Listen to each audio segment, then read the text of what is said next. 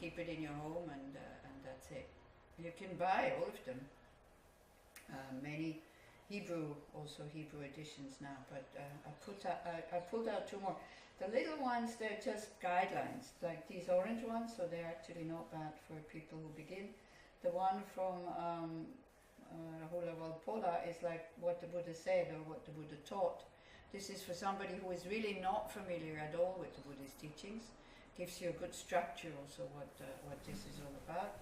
The other two, like Liberation in the Palm of Your Hand and Stages of the Path by Geshe Zopa, I would not recommend it for a beginner because it's quite in detail, it's quite heavy, it's especially the one from Pabonka Rinpoche. That's a teaching that he has been given to something like 2,500 monks, and before a very high initiation, like before you take these initiations, you have to be sure about your motivation while you're practicing. So it's kind of, for a beginner it sounds too much and too harsh, so I wouldn't recommend it. But if you're familiar with this text, which is called Lam Rim, and you would like to go a little bit deeper, then it's a good reference book. It's a good book for you to have if you want to really study it. And then of course in the library also I saw we have the 3 volumes of Lama Tsongkhapa's, the original text, translated into English, the great exposition of the stages of the path. So if anybody wants to borrow it, I think it would be okay. I didn't pull it out because that one is really quite, it's a study book. So this whole text is like, as I said, very often people say, oh, Lam Rim, I know, so I don't need to go to teachings anymore. But everything of the Buddha's teachings you actually find in this text. And we will now read on page 11 the shortest version of this text, which you have in your little booklet. And then we'll talk a little bit about the structure of this path, why it is built up like that. The foundation of all good qualities is the kind and venerable Guru. Correct devotion to him is the root of the path. By clearly seeing this and applying great effort, please bless me to rely upon him or her with great respect. Understanding that the precious freedom of this rebirth is found only once, is greatly meaningful and is difficult to find again, please bless me to generate the mind that unceasingly day and night takes its essence. This life is as impermanent as a water bubble. Remember how quickly it decays and death comes. After death, just like a shadow follows the body, the results of black and white karma follow.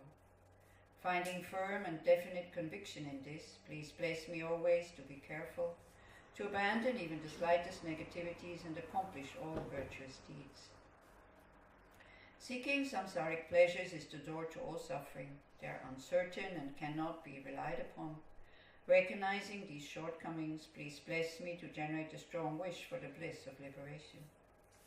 Led by this pure thought, mindfulness, alertness, and great caution arise. The root of the teachings is keeping the pratimoksha vows. Please bless me to accomplish this essential practice. Just as I have fallen into the sea of samsara, so have all mother migratory beings. Please bless me to see this, train in supreme bodhicitta, and bear the responsibility of freeing migratory beings. Even if I develop only bodhicitta, but I don't practice the 3 types of morality, I will not achieve enlightenment. With my clear recognition of this, please bless me to practice the bodhisattva vows with great energy. Once I have pacified the distractions to wrong objects and correctly analyzed the meaning of reality, please bless me to generate quickly within my mind stream the unified path of calm abiding and special insight. Having become a pure vessel by training in the general path, please bless me to enter the holy gateway of the fortunate ones, the supreme Vajra vehicle. At that time, the basis of accomplishing the 2 attainments is keeping pure vows and samaya. As I have become firmly convinced of this, please bless me to protect these vows and pledges like my life. Then, having realized the importance of the 2 stages, the essence of the Vajrayana, by practicing with great energy, never giving up the 4 sessions, please bless me to realize the teachings of the Holy Guru.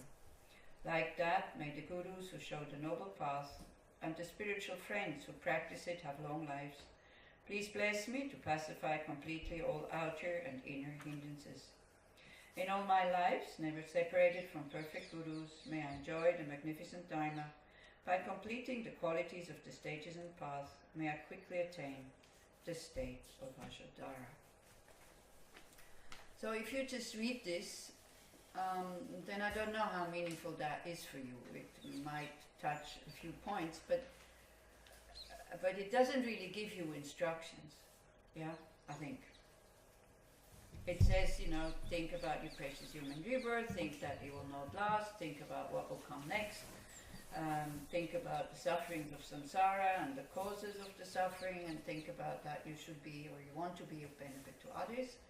So it says all these things, but it doesn't tell us how we should do that. So this is why we're going into these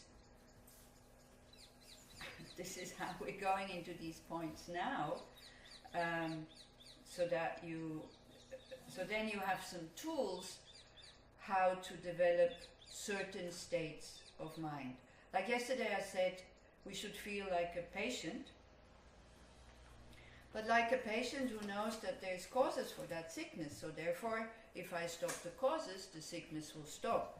Not like a patient who just goes like, oh, poor me, I'm really sick and I don't know what to do, and you just swallow in self-pity. So that not, you know, when we hear the word patient, we think that you should be depressed or something like that, isn't it? Or have you ever seen happy patients? Not often. Huh? Not often. Not often, but if being sick is actually not such a problem if you know that there's a cure. So then being depressed on top of being sick, that doesn't really help. So this is why this whole practice is in order for us to work with the mind. So because, you know, the body, we spend a lot of time having a healthy body. We spend a lot of time trying to keep this body comfortable. But if you have happy feelings from the body, it's just that your elements at that moment are really in balance. And it doesn't really help so much for you to have a healthy mind. Like the healthy mind that yesterday we described, yeah, like patience, spaciousness, openness, courage, stable, sane, sanity. Yeah. So there's also, again, there's not that many people who are really sane. We all think we are sane, but we're all crazy. This is what the Buddha would say. We're all disturbed, we're all confused. All of us, we want happiness. No? Yes? This is, you have to repeat again and again and again. I want to be well, because otherwise you lose the goal, okay? So I want to be well, so, but then we do so many things that even intellectually we know it's not good for us. So is that not a sign of a confused mind? If you can say, okay, I don't really know. I didn't know that anger is not good. I didn't know that being addicted to something is not good. I didn't really know that spending so many hours on the telephone or on the computer, I didn't know that it's not good for the mind. If you really didn't know, then you're not confused. You just don't know. But knowing and then still doing it, if that is not a sign of confusion or being crazy, I don't know what the sign of confusion would be. So why we're doing all these stupid things is because we have habits. So one needs to undo these habits. And the same way as these habits have deformed, just knowing intellectually, it will not transform them. So this is why I said yesterday, you need a lot of time. And it needs to be, for it to work, it needs to be a sustained practice. Not just from time to time, especially when you don't feel good, then you think, okay, now I'm going to practice. If you don't feel so good, then it's difficult to practice. When you feel really good, then you think there's no need to practice. But this is when the transformation happens, is when you do this in a sustained way. So like also the patient, if you know, there's certain medicines, you just have to take them regularly, like antibiotics, for example. Now I'm not saying antibiotics are good, okay? So relax, it's okay. It's just examples. Yeah, like with antibiotics, we know that even if we feel better after 2 days, we still have to finish with the course. So we do. Because, why? Because we know? Do you? Are you a doctor? Because the doctor said so. Yeah, we trust somebody. Because the doctor says so. So we see that actually I take the medicine, it gets better. Now, but he also told me I should finish with the whole thing, because otherwise the bacteria will come back. So then we do it. Sustained. So it's the same for spiritual practice. Yeah. So the goal is to develop your mind to such an extent, no matter, you know, the body's sick, body's healthy, you have a lot of friends, you have no friends, you have a long life, you have a short life. Whatever happens, you are able to keep that sanity and that stability of mind. Do you see what I mean? And this is something that you really need to want, because it's difficult to attain. And this is why we use short prayers like this, so that it reminds us of the practice. So we didn't take the so-called, they're called prayer books, but they're not really prayers, they're practice books. I didn't take them out on purpose, because I know there's many new people, and I would like you first to understand why one is doing these things before we kind of press them on you, before we force them almost to do them. Because it can make you feel very, very uncomfortable when all of, like already now, I was expecting you to read with me, but nobody was reading with me, so I should have said maybe. Because the thing is, when we read and say these things, it makes a stronger impact on the mind than when you just read or when you just listen. Because it goes in through different doors. Yeah, so this is why they do a lot of recitation in Buddhist practices, and I think also in other spiritual practices. The problem is because if we have hang-ups. The moment something is written and you have to recite it, immediately you put the label religious. Something I don't understand. Something I can't relate to. This is usually what people say. I can't relate to these religious things. Now, imagine sitting on an aeroplane, all of a sudden somebody says, we're so sorry, but all the engine is blocked, there's nothing we can do, you will have a few more minutes and then that's it, you're going to crash. Where will your mind go? Do you think your body will maybe spontaneously go like this? Maybe? Do you think you could relate to some religious practice at that moment? I think because we're used to these things, and we know that there are places where we can take refuge in when everything on this planet, everything worldly, collapses. So that's a very deep imprint that we have. So by doing these recitations, one nourishes that imprint that there are certain things that are available for the mind, even though everything worldly stops working or stops comforting us or stops helping. And I think it's really a shame that people only take refuge or only use these methods when everything already has collapsed worldly. Because whether it will work then or not, not sure. But whereas if we already get used to it now, then it becomes an anchor when the worldly things start to fall apart, or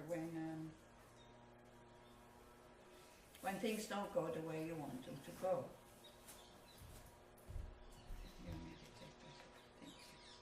When things don't go the way we want them to go. Now again, just praying, that's not going to do the trick, so relax.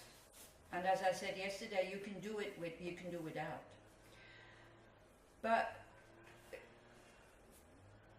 we all have this treasure inside of us, this incredible potential to be good. And to be good not in terms of, being goody-goody and everybody praises us and all that. But to really, to be able to, let's put it like that. Do you think you have certain standards of behavior integrated, like very firm? Do you have a standard that you're not going to kill just anybody who gets on your nerves? One could. There's people who don't have that standard. Do you have this standard? Yes. Do you have a standard of not stealing? Do you have a standard of when you are in a relationship, especially at the beginning, maybe then a little bit, the standards kind of change, okay? So that means they're not standards, they are just commodities. When it's comfortable, then I keep to them, and when it's not. But in general, when you have a standard of when you are in a relationship, not to cheat on your partner. Yeah? Do you have a standard of not lying? Most of the time. Most of the time.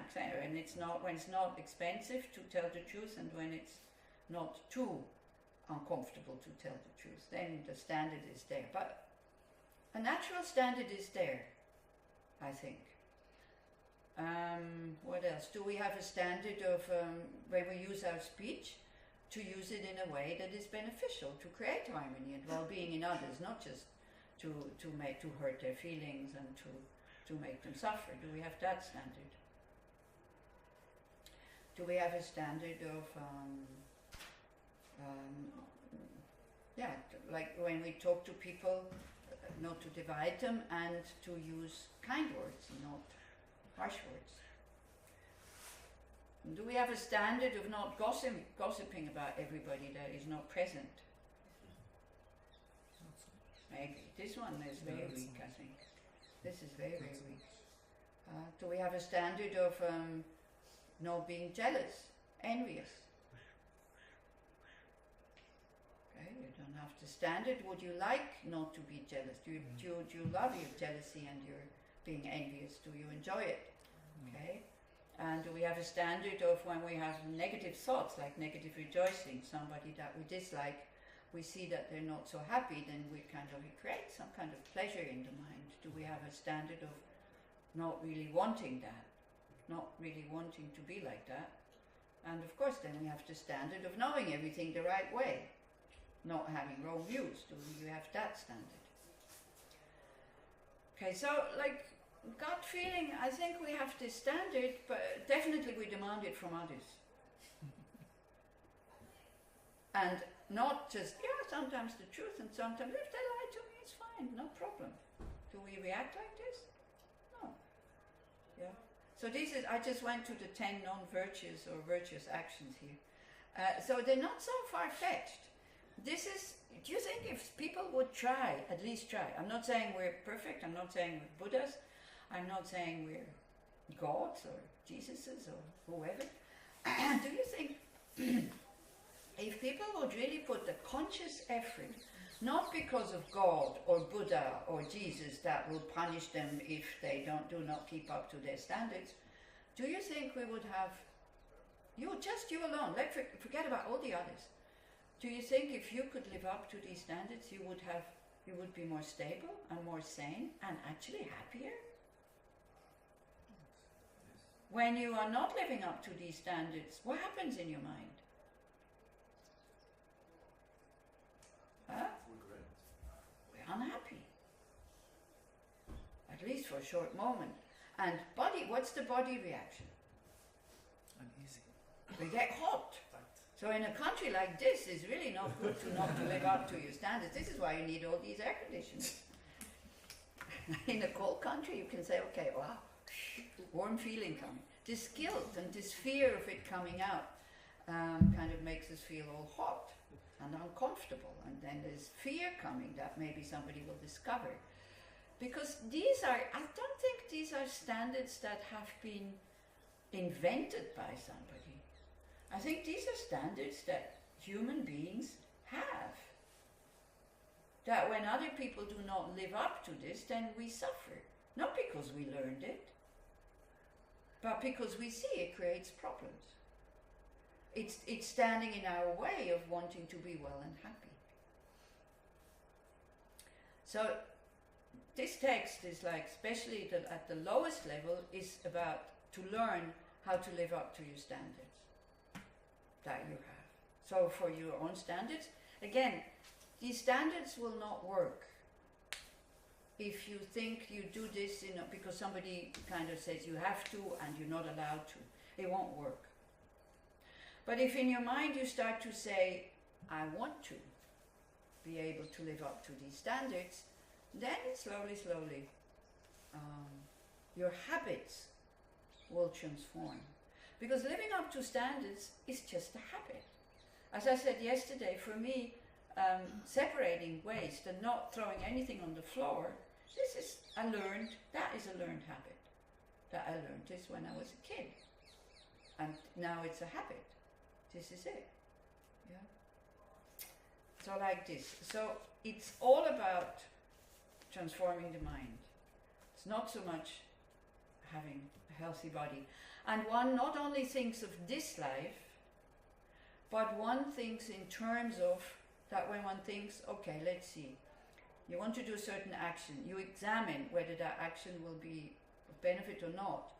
So you think, if it is beneficial now, but not beneficial in the long run, you try not to do it, because it's not worthwhile to have like short-term happiness for long-term suffering. If you see that it is not beneficial now,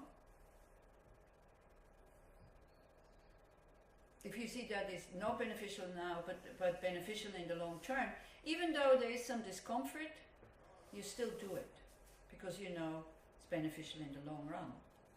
Yeah. And if it's, of course, if it's not beneficial in long and short run, you try to abstain from it. And if it is beneficial in long and short run, then of course you do the action. So one is, it seems as if you will get quite a stressful life, because you would have to weigh up and take up all the time. But then you will have a lot of free time not to have to feel guilty. So you know how much time we spend to feel guilty and to feel bad about what we've done? Huh? Or you don't. So all this time will not be wasted with that. If you, before you do the action, you weigh up what you're doing. And the only way you can start to weigh up and to see what you're doing is when you develop awareness. This is it. It's like, this is the key. If you want your mind to transform, you need to sit and just watch the breath, or when you start to feel that the mind is becoming stable and calm, which it will take a long time. It will not happen in 4 days. And even if you practice like for 20 years and you meditate every day, still you have moments where the mind is absolutely not capable to stay on the object, because something big is going on and the mind is going there again and again and again and again, and you will still have moments of depression, and then also it's not possible to sit and meditate. But the more you learn these tools, as I say, when you're well, the more then they will work. So what we are going to do, what we're going to look at here over these 4 days, is a structured path. We will be giving you the tools. Now, nobody says you have to become Buddhist and you have to take all the tools. I'm not saying that. From my side, I'm just giving you the tools. Then it's up to you whether you want to use them or not. I will not get angry if you don't use them. I will not, even if everybody at the end of the course says, wow, that was really useless, I cannot do anything with what you told me, it's fine. I won't be disappointed, because also I'm not on a mission. Okay, I'm not on a mission to make you good people or whatever. You will have to decide that for yourself. This is self-responsibility in a way. The Buddhist teachings show us quite a clear way how to be happier, and then with time to have this lasting well-being. Then whether you want to adapt it and to employ it, as I said, this is your job. And you can also take just parts of it. Yeah, you can isolate these parts if you think, I only want to practice that. But this path is divided into 3 levels. So if you say, I only want to practice the last level, but you're not starting with the lowest level, then you will crash. This is like learning how to drive, and you have no clue how to drive, and you take a Formula One car. You say, oh, how nice, I want to get the real thing here. You won't get very far, maybe the first curve, and that's it, you're already out, you crash. Because the last level is about how to put other people's happiness before your happiness. Now, so that doesn't become perverse, and you become even more neurotic than you were at the beginning of this path, like, I'm no good, and I don't deserve to be happy, let everybody else be happy, but not me. That's neurotic, that is sick, that is not the right way to think. But also, only me and what others do, I don't care, that is also neurotic and is not true and is also sick. Yeah. So we actually include everybody. And at the end of the path, you will have become so unneedy, or when you go towards the end of the path, if you practice the first few steps, you will need much less for yourself. And then when it comes to worldly things, because people, we always want equanimity, isn't it? We want everybody to be happy, and everybody have to have the right amount of things, and so on and so forth. I mean, we have this feeling. But then sometimes with worldly things there's not enough, like just something very simple like a train in rush hour. There's not enough seats for everybody. It's not just in Israel, it's in all the countries like this. If you have to take public transport in rush hour, then there's not enough seats. So like this, I put my happiness after other people's happiness. You, as the one who has decided to be of benefit to all sentient beings, in a very simple way, you would say, I not even from the beginning I will sit down. Even if there's empty seats, I know that the train or the bus will fill, so I stand, for example. As simple as that. And you don't do it like the mind of a martyr, or look at me, I'm so noble. You just do it in a very normal, natural way. The same way as now, very normally and very naturally, what do? We sit. You sit. Take the chair. Yeah, and you're, but then, already if you have this thing, I want to sit. So already, before going on the train, you're nervous. Because you know there's not enough seats for everybody. Now if you decide not to sit, again, you give your mind a real rest. Because you don't need to get nervous that there's no seat. Because you already decided that you don't want to sit. Now I'm not talking about going from Haifa to what's it called? Down there in the south? Elal? No, not Elal. Eilat. Eilat, exactly. Now I'm not talking about this. Usually there anyway, people, they arrange it for you. They give you a seat number. So it's fine. Yeah, so this is like in very small terms what we're going to talk about and what we train the mind to do. To go from full of self-cherishing, like me first and my children maybe, but why these children? Because they're my children. Not because they're children, but because they're mine. Yeah. Going from that attitude to others first. So that's a huge step. So if you don't make the middle steps in between, you will crash. So this whole thing that we should be compassionate and nice to others and kind to all others and all this, other religions, they teach that. I heard this when I went to Sunday school, when I went, about Christianity. But I don't want to criticize, but to be honest, I didn't get instructions how to do it. So I was missing that. Then I found Buddhism and I have all these instructions, and I can see how being kind to oneself at the beginning is really important, but kind to oneself that one is also able to say no from time to time when you know exactly it's not going to be of benefit. That kind of kindness. The kindness that is paired with wisdom. The kindness, for example, that you have, you know that something is wrong in the body, and you, I used to have this habit to postpone to make an appointment at the doctor's. I'd say, yeah, I phone in the afternoon, and then, I'll phone tomorrow. You also have this sometimes? Unpleasant things we kind of postpone. Yeah. But what happens is, like, in that time while you postpone it, you don't relax. So then you can create the habit of, you know, pushing yourself and saying, come on, call now. Because the moment you make the call, that's it, your mind relaxes. So when I talk about relaxing, everything that this practice is for is how to relax the mind. And when the mind is relaxed, the nature of it, the basic goodness, the basic spaciousness, the basic sanity, all of this comes. It's already there. We do not need to develop it. So it's not about building things up, it's about how to get rid of things. Yeah, it's about how to get rid of the clouds that cover the sky. The sky is always there. The basic goodness, the well-being, the compassion, the wisdom, all of it is there. It is just covered. So these little prayer books or practice books that we have, some of you might know them. So the first thing is, when we start a practice, is to take refuge. And the verse goes, I take refuge in the Buddha, Dharma and Sangha until I reach enlightenment. I will practice generosity and the other perfections in order to be of benefit to all sentient beings.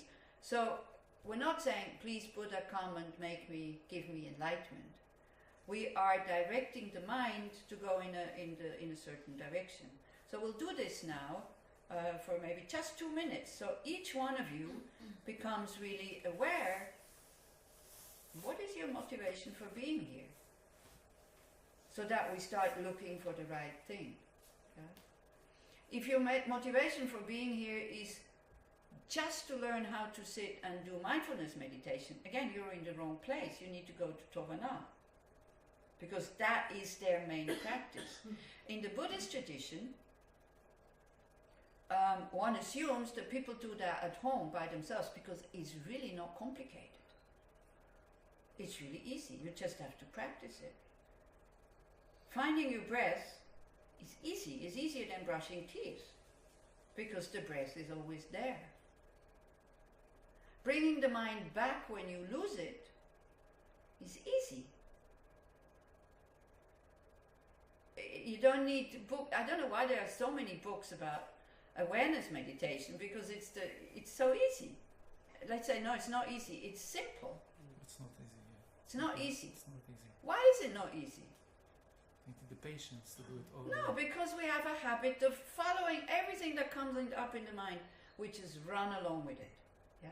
So for Westerners to have this discipline to sit, so this is why Tovana is great. You have the group that helps you develop the discipline, so then you can do it at home, alone. Now, unfortunately, the Tibetans, they think that people already know that, and they do this at home, and so they only give you instructions how to do what is called analytical meditation or thinking meditation. So once you have developed a mind that can stay on the object, you take a certain topic, and then you make the mind familiar with that topic. The Tibetan word for meditation means getting familiar with something. And everything that the mind is familiar with comes easy. At the moment, our mind is very familiar when you have a square object here that all of a sudden the light turns on and it makes you have a habit of hand coming up, reaching out, pressing the button and looking what happened, isn't it? How many of you have not developed that habit when you see the sound, when you hear the sound? And it didn't last very long, by the way. How many years did it take? 5. To have the habit of Yes. kind of reaching out. 5 years? Less than 5 years. I think much less. Why did that habit develop in less time than 5 years? Because we do it a very sustained way, the whole day, every day. If you would do this with your mind the whole day, every day, all of us would be enlightened. We wouldn't be in samsara anymore. If we would put as much effort into and time into the mind as we put into the telephones, no problem. then it would be not just simple, but it would also be easy. Yeah. So it's all habit. This is it. Yeah. So let's sit for 2 minutes, and if you know you know, if you come here for many courses and you know I call it practice book. People call it prayer book. I think I taught them to put the name practice book and not prayer book on the cover, because it's not prayer. For us, when we talk about prayer, it's like we make a request to somebody, some higher force. Yeah. Here is a practice book. What we just recited also is the instructions to practice. It's not a prayer, how we understand prayer. So you just sit, you don't need to sit with a very straight back. Just relax. No, I don't need it. Written practice. Practice book, okay, good. But people still call it prayer books, isn't it? It's written practice book because it's an instructional manual how to practice, so it's not prayer. So we just sit. So the first practice would be, what do I want? So close your eyes. Don't look at me, because you won't find your answer in me. You will only find the answer in your own mind. Close your eyes. Don't be afraid to go inside to look at the mind. We're hardly ever home. But if we want to have happiness, the only place we will find it is in the mind. And we know so little about this mind. We're always outside somehow. So ask yourself, what do I really want?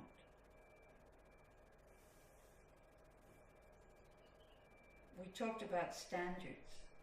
We talked about well-being, happiness, being sane. Do I want to be sane? Not being thrown around by these negative emotions that I find so difficult to let go sometimes. Even though the intellect does not want to have them, but they keep creeping in again and again and again and again. They're very sticky.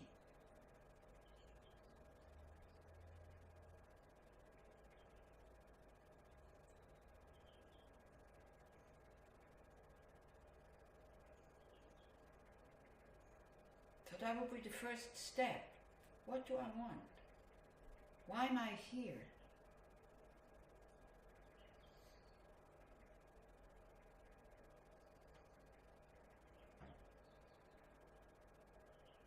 Then the verse that we say there says, I take refuge in Buddha, Dharma and Sangha. This is for a Buddhist. When you know what the Buddha teaches the Dharma, you know what the Dharma is, and you know what the term Sangha means. It's not just a nice group of people who wants to be happy. Then there would be lots of Sangha around. It's people who have committed their life to attain liberation and full awakening with these practices. This is a Sangha.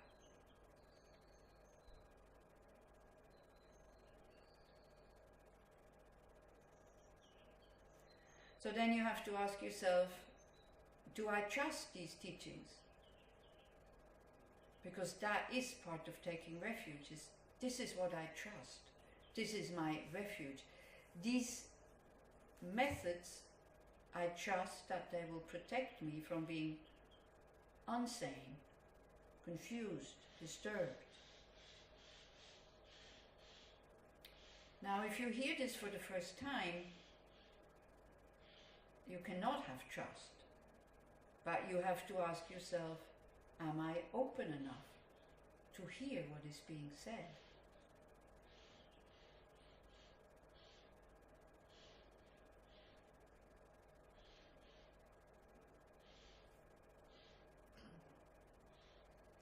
So in order for something to be able to protect us, we need to have two mental factors.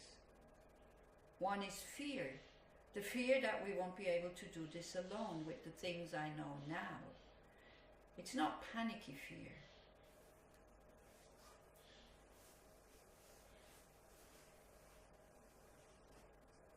It's the fear that makes you go to the doctor. There's no panic. It's common sense. Again, don't look at me. Do I have this feeling I'm the patient and I don't know how to make myself healthy, sane, stable, open-hearted and wise?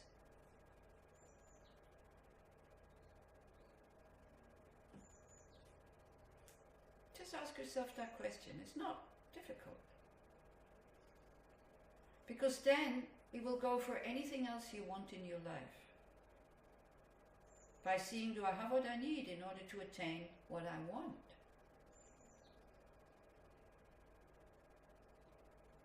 If we set out on a journey and we don't have what we need for this journey, we will not succeed. And that's disappointing and sad.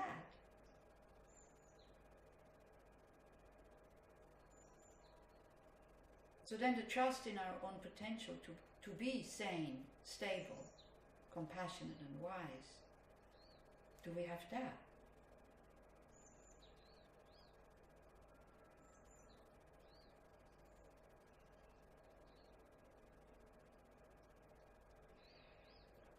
So then it continues until I reach full awakening. So then we become aware, whoa, this is going to be a very, very long path.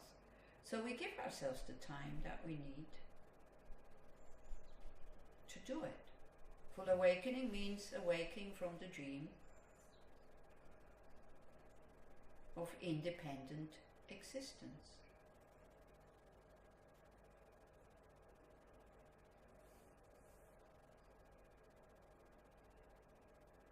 So this was clearly just for ourselves, but then we open up the heart and we say, in order to benefit all sentient beings, I want to attain, I will practice the 6 perfections, like generosity, ethical conduct, patience, choice, effort, concentration and wisdom. So the work that we do will benefit all sentient beings. So you can really open up your heart. This will be good not just for me, but for whoever sees, hears, talks about me, thinks about me, or touches me. Isn't that wonderful?